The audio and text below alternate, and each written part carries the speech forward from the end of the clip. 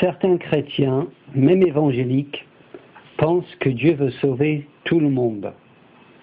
Pour eux, c'est la preuve de sa bonté infinie. Et ils basent cette affirmation sur un verset en particulier qui semble confirmer leur position.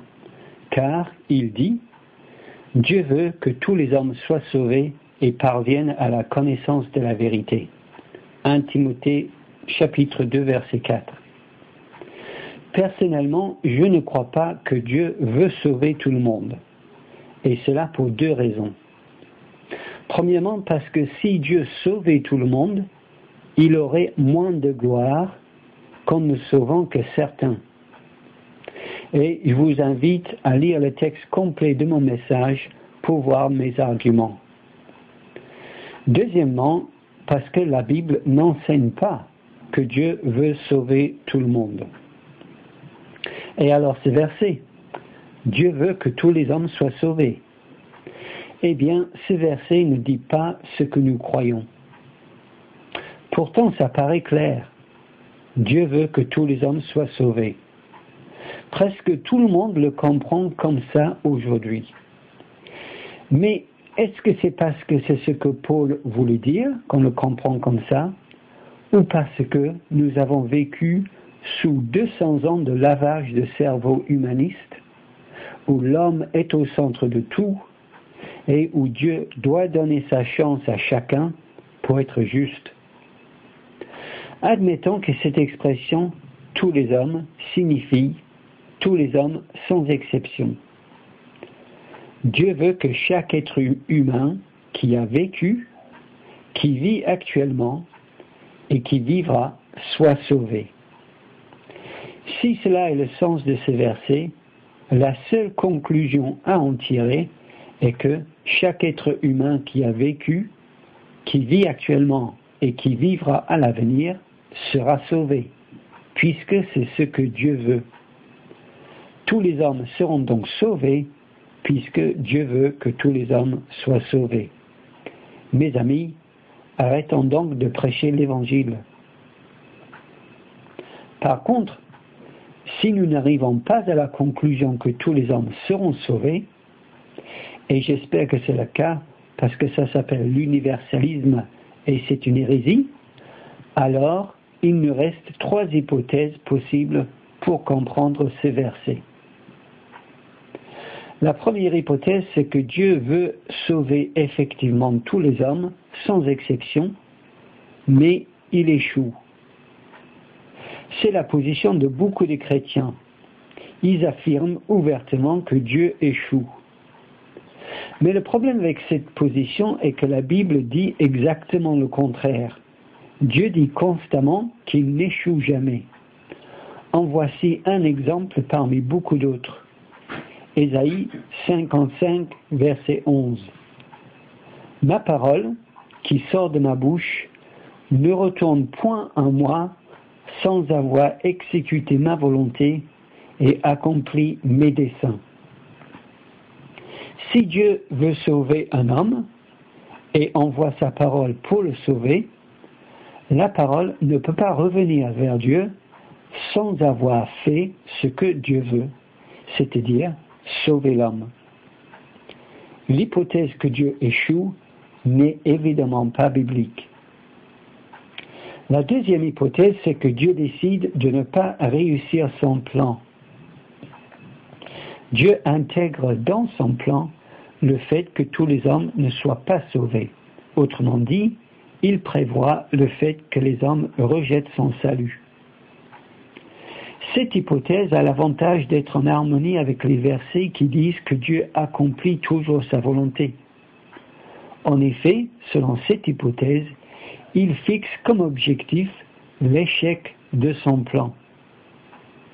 Cependant, il y a un gros problème avec cette position. Si l'objectif de Dieu est d'échouer, alors ce n'est plus de sauver tous les hommes. C'est une position qui s'auto-réfute et qui est donc fausse. La première hypothèse est antibiblique, la deuxième est illogique. Reste alors la troisième hypothèse. La troisième hypothèse, c'est que l'expression « tous les hommes ne signifie pas chaque être humain qui a vécu, qui vit et qui vivra. Et c'est ma position. Alors, comment être sûr que c'est la bonne? Posons-nous deux questions essentielles pour comprendre le sens d'un verset biblique. Premièrement, que dit le contexte? Et deuxièmement, est-ce que la Bible interprète la Bible? Alors, que dit le contexte ici? Paul utilise-t-il ailleurs dans ce passage l'expression « tous les hommes » ? Eh bien, la réponse est oui, au premier verset. J'exhorte donc, avant toute chose, à faire des prières, des supplications, des requêtes, des actions de grâce pour tous les hommes. Paul nous dit de prier pour tous les hommes.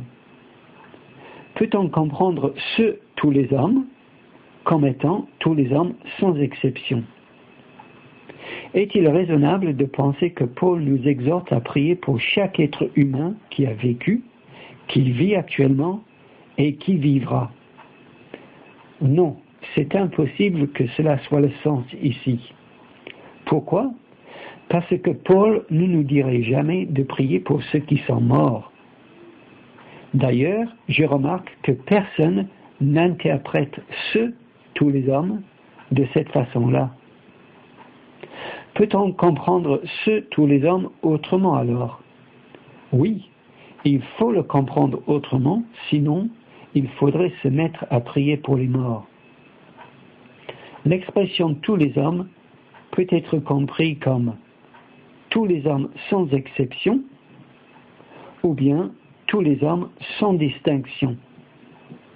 Quelle est la différence?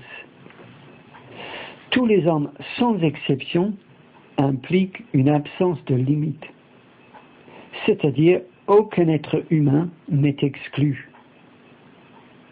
Tous les hommes sans distinction implique une absence de discrimination, c'est-à-dire tous les hommes, peu importe qui. La deuxième question qu'on doit se poser pour bien comprendre le sens d'un verset biblique est: est-ce que la Bible interprète la Bible? Est-ce que Paul explique lui-même ce qu'il veut dire par l'expression « tous les hommes » ? Eh bien, la réponse est encore oui. Verset 2. Il dit de prier pour tous les hommes, virgule, pour les rois et pour tous ceux qui sont élevés en dignité. Nous sommes face ici clairement à un « tous les hommes » sans distinction. Paul explique son expression « tous les hommes » non pas en disant qu'il faut prier pour tous les hommes sans en exclure aucun, mais en disant qu'il faut prier pour tous les hommes, peu importe qui ils sont. Il exhorte à prier aussi pour les hommes puissants, ceux qui, à l'époque, persécutaient les chrétiens. Même pour eux, il devait prier. Prier pour tous, sans faire de distinction. Et puisque, quand Paul réutilise l'expression « tous les hommes » au verset 4, il ne la redéfinit pas, nous devons conclure que le sens au verset 4 est le même qu'au verset 2, c'est-à-dire tous sans distinction. Conclusion donc, Dieu veut que tous les hommes soient sauvés et parviennent à la connaissance de la vérité. Dieu veut sauver tous les hommes sans distinction de race, de couleur, de rang, etc. Il veut sauver des juifs, des païens, des riches, des pauvres, des libres, des esclaves, des noirs, des blancs, des hommes, des femmes, des puissants et des misérables. Et Dieu n'échouera pas. Nous savons car au ciel, il chante « Tu as racheté pour Dieu par ton sang des hommes de toute tribu, de toute langue, de tout peuple et de toute nation. »